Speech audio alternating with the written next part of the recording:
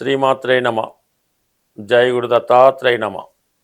ఈ వీడియోలో మనం సింహరాశి వారికి మార్చి 22వ తారీఖు నుంచి 28వ తారీఖు మధ్యలో జరగబోయే వార ఫలాలు పరిశీలించినప్పుడు ప్రధానంగా సింహరాశి వారికి ఈ వారం నుంచి అంటే ఈ వారం అంతా కూడా మరి కాలసర్ప దోషం అనే ఒక దోషం ఏర్పడింది. అంటే రాశి సింహరాశిలో కేతువు, సప్తమ స్థానం అయినటువంటి కుంభరాశిలో రాహు, ఆ రాహుతోనే ఈ బుధ కుజగ్రహాలు కలిసి ఉండడం జరిగింది. అంటే 1-7 యాక్సెస్లో సింహరాశి వారికి ఈ కాలసర్ప దోషం ఏర్పడడం వల్ల 7వ భావ ఫలితాలు జాతకుడికి చాలా ఇబ్బంది పెడతాయి.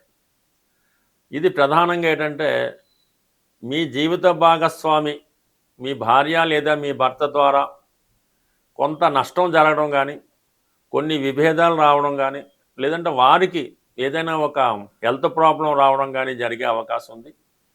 అలాగే మీరు ఎవరినైతే ఇంతకాలంగా నమ్మి వారితో కలిసి వ్యవహారం చేస్తున్నారో, పార్ట్నర్షిప్ వ్యవహారం అనుకోవచ్చు, ఒక వ్యాపారం అనుకోవచ్చు, వారు మిమ్మల్ని వెన్నుపోటు పొడిచి మిమ్మల్ని పూర్తిగా బదనాం చేసి ఒక తప్పు చేసిన వ్యక్తిగా నిలబెట్టే అవకాశం ఉంటుంది.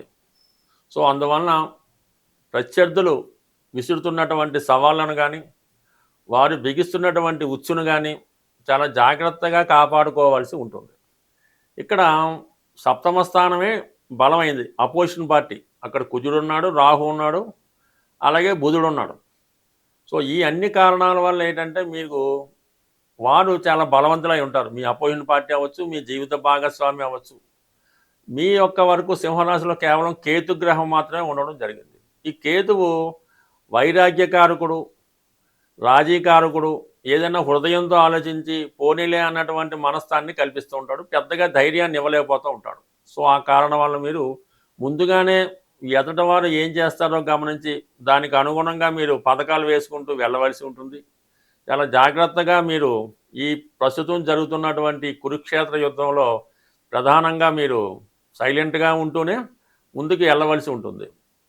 అయితే సప్తమ స్థానం ఉన్నటువంటి గ్రహాలు దశమ భావాన్ని మీద కూడా తమ యొక్క ప్రభావాన్ని చూపుతుంటాయి. అంటే దశమాతు దశమం సప్తమం కాబట్టి వృత్తిపరంగా కొన్ని అనుకోని చికాకులు రావడం కానీ, మీరు నిజాయితీగా వ్యవహరించడం వలన వృత్తిపరంగా మీకు కొన్ని ఇబ్బందులు కానీ, అపనిందలు కానీ, అపవాదులు కానీ వచ్చే అవకాశం ఉంది.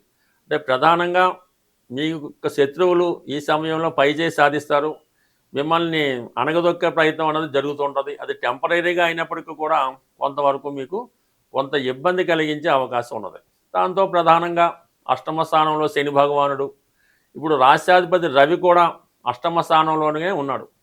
ఈ అష్టమ స్థానంలో రవి శనుల కలయిక మీ కుటుంబంలో మీ తాతగారికి కానీ, తండ్రి గారికి కానీ, వ్యక్తిగతంగా మీకు లేదంటే మీ మగ సంతానానికి కానీ ఏదో ఒక ఇబ్బంది, స్ట్రగుల్ వచ్చే అవకాశం ఉంది. వారికి ఉద్యోగపరంగా రావాల్సినటువంటి హోదా కానీ, రావాల్సినటువంటి ఉద్యోగం కానీ, రావాల్సిన పదవి కానీ రాకుండా అది వేరే వారికి వెళ్ళిపోవడం వల్ల కొంత అవమానానికి మీ కుటుంబం గురయ్యే అవకాశం ఉంది. ఇది ఇలాగా అష్టమ శని ప్రభావం వల్ల, అష్టమ రవి ప్రభావం వల్ల జరిగే అవకాశం ఉంది. బట్ శుక్రుడు కూడా అదే సమయంలో అష్టమ స్థానంలో ఉండడం వల్ల ప్రధానంగా ఉద్యోగ సంబంధించిన విషయంలో, వ్యాపారపరమైన సంబంధించిన విషయంలో ఏదో ఒక అపవాద కారణంగా, ఒక నింద కారణంగా కొంత ఇబ్బంది రావడం కానీ, టెంపరీగా అది క్లోజ్ చేసే పరిస్థితి రావడం కానీ, ఉద్యోగం అయితే కొద్దిగా రాజీనామా చేయడం కానీ, సెలవు పెట్టడం కానీ జరిగే అవకాశం ఉంది. అంటే ఓవరాల్గా ఈ రాహుకేతు ప్రభావం 1-7లో ప్రభావం ఉండడం వల్ల మిగతా గ్రహాలు కూడా ఎక్కువ చెడు ఫలితాలు ఇవ్వడం జరుగుతూ ఉంటుంది. అదే శుభగ్రహాల ప్రభావం ఉన్నప్పుడు మంచి జరుగుతూ ఉంటుంది. ఈ కారణం వల్ల జాగ్రత్తగా వ్యవహరించవలసి ఉంటుంది. బట్ ఏదైనా ఒకే ఒక గ్రహం, గురుగ్రహం లాభస్థానంలో ఉండడం వల్ల ఏ కార్యక్రమం ఎంత ఇబ్బందులు వచ్చినా, ఎన్ని సమస్యలు వచ్చినా ఎవరో ఒకరు దైవబలంతో మిమ్మల్ని ఆదుకొని మీకు వచ్చినటువంటి సమస్య నుంచి కంప్లీట్గా బయటపడవేయడం జరుగుతుంది. కాబట్టి కంప్లీట్గా మీరు ఈ సమయంలో మీ స్వశక్తి కన్నా దైవబలం మీద ఎక్కువ భారం వేసి దైవాన్ని నమ్ముకోవడం కానీ, ఏదైనా ఒక మంచి అడ్వైజర్ ద్వారా మీ కార్యక్రమాలు సాధించుకుంటే ప్రస్తుతం ఉన్నటువంటి సమస్యలు నెమ్మదిగా వాటికి అవే పరిష్కారం అయ్యే అవకాశం ఉంటుంది. ప్రధానంగా విపరీతమైనటువంటి ఆర్థికపరమైనటువంటి సమస్యలు, రుణ బాధలు ఇబ్బంది పెడుతుంటాయి.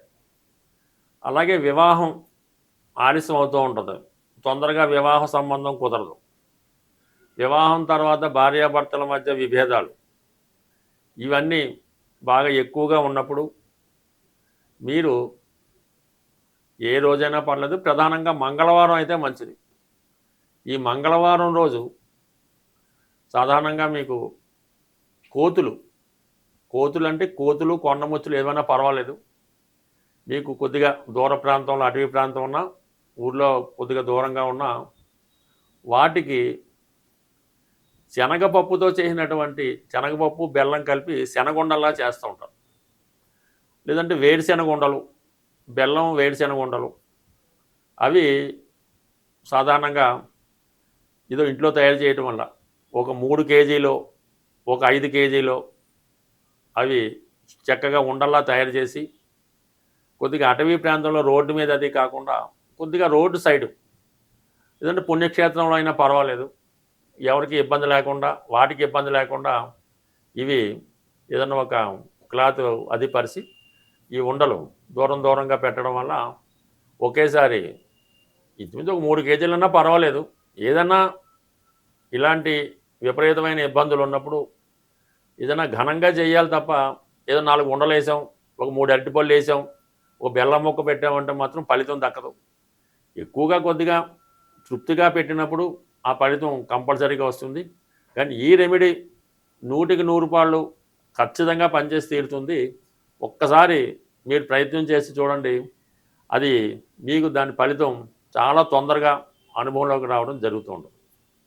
అయితే మన ప్రేక్షకులకి ఒక ముఖ్య గమనిక ఏంటంటే, ఈ వారం అంటే ఈ నెలలో 29వ తారీఖు మార్చి నెల ఆదివారం రోజు హైదరాబాదులోని శ్రీ సుందరయ్య విజ్ఞాన కేంద్రంలో జ్యోతిష్య మహాసభది జరగబోతుంది.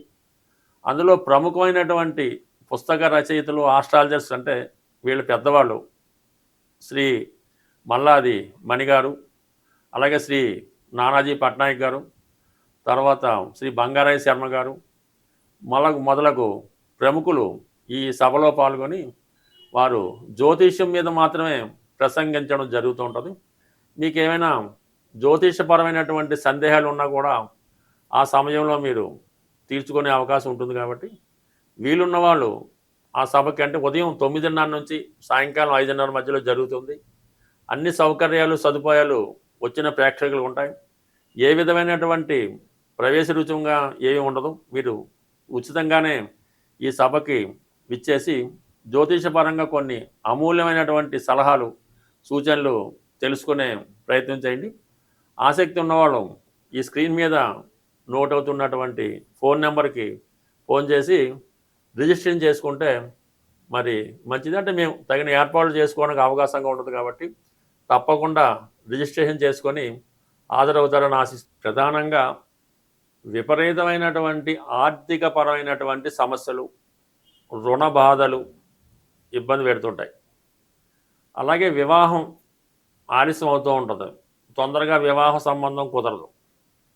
వివాహం తర్వాత భార్యాభర్తల మధ్య విభేదాలు ఇవన్నీ బాగా ఎక్కువగా ఉన్నప్పుడు మీరు ఏ రోజైనా పర్లేదు, ప్రధానంగా మంగళవారం అయితే మంచిది.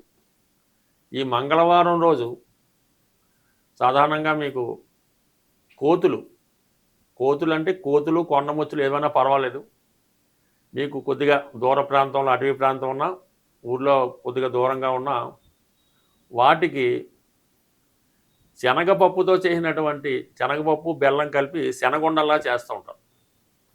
లేదంటే వేరుశెనగ ఉండలు, బెల్లం వేరుశెనగ ఉండలు, అవి సాధారణంగా ఏదో ఇంట్లో తయారు చేయటం వల్ల ఒక 3 కేజీలో, ఒక 5 కేజీలో అవి చక్కగా ఉండల్లా తయారు చేసి కొద్దిగా అటవీ ప్రాంతంలో రోడ్డు మీద అది కాకుండా కొద్దిగా రోడ్డు సైడు, లేదంటే పుణ్యక్షేత్రంలో అయినా పర్వాలేదు, ఎవరికి ఇబ్బంది లేకుండా, వాటికి ఇబ్బంది లేకుండా ఇవి ఏదన్నా ఒక క్లాత్ అది పరిచి ఈ ఉండలు దూరంగా పెట్టడం వల్ల ఒకేసారి ఇంచుమించు ఒక 3 కేజీలన్నా పర్వాలేదు. ఏదన్నా ఇలాంటి విపరీతమైన ఇబ్బందులు ఉన్నప్పుడు ఏదైనా ఘనంగా చేయాలి తప్ప, ఏదో 4 ఉండలు వేసాం, ఒక 3 అరటిపళ్ళు వేసాం, ఒక బెల్లం ముక్క పెట్టామంటే మాత్రం ఫలితం దక్కదు. ఎక్కువగా కొద్దిగా తృప్తిగా పెట్టినప్పుడు ఆ ఫలితం కంపల్సరీగా వస్తుంది. కానీ ఈ రెమెడీ 100కి 100 ఖచ్చితంగా పనిచేసి తీరుతుంది. ఒక్కసారి మీరు ప్రయత్నం చేసి చూడండి. అది మీకు దాని ఫలితం చాలా తొందరగా అనుభవంలోకి రావడం జరుగుతూ ఉంటుంది. అయితే మన ప్రేక్షకులకి ఒక ముఖ్య గమనిక ఏంటంటే, ఈ వారం అంటే ఈ నెలలో 29వ తారీఖు మార్చి నెల ఆదివారం రోజు హైదరాబాదులోని శ్రీ సుందరయ్య విజ్ఞాన కేంద్రంలో జ్యోతిష్య మహాసభని జరగబోతుంది. అందులో ప్రముఖమైనటువంటి పుస్తక రచయితలు, ఆస్ట్రాలజర్స్ అంటే వీళ్ళు పెద్దవాళ్ళు శ్రీ మల్లాది మణిగారు, అలాగే శ్రీ నానాజీ పట్నాయక్ గారు, తర్వాత శ్రీ బంగారయ్య శర్మ గారు మొదలగు ప్రముఖులు ఈ సభలో పాల్గొని వారు జ్యోతిష్యం మీద మాత్రమే ప్రసంగించడం జరుగుతూ ఉంటుంది. మీకేమైనా జ్యోతిషపరమైనటువంటి సందేహాలు ఉన్నా కూడా ఆ సమయంలో మీరు తీర్చుకునే అవకాశం ఉంటుంది. కాబట్టి వీలున్న వాళ్ళు ఆ సభకి అంటే ఉదయం 9:30 నుంచి సాయంకాలం 5:30 మధ్యలో జరుగుతుంది. అన్ని సౌకర్యాలు సదుపాయాలు వచ్చిన ప్రేక్షకులు ఉంటాయి. ఏ విధమైనటువంటి ప్రవేశ రుచుంగా ఏమీ ఉండదు. మీరు ఉచితంగానే ఈ సభకి విచ్చేసి జ్యోతిషపరంగా కొన్ని అమూల్యమైనటువంటి సలహాలు, సూచనలు తెలుసుకునే ప్రయత్నం చేయండి. ఆసక్తి ఉన్నవాళ్ళు ఈ స్క్రీన్ మీద నోట్ అవుతున్నటువంటి ఫోన్ నెంబర్కి ఫోన్ చేసి రిజిస్ట్రేషన్ చేసుకుంటే మరి మంచిది. అంటే మేము తగిన ఏర్పాట్లు చేసుకోవడానికి అవకాశంగా ఉంటుంది. కాబట్టి తప్పకుండా రిజిస్ట్రేషన్ చేసుకొని హాజరవుతారని ఆశిస్తూ స్వస్తి.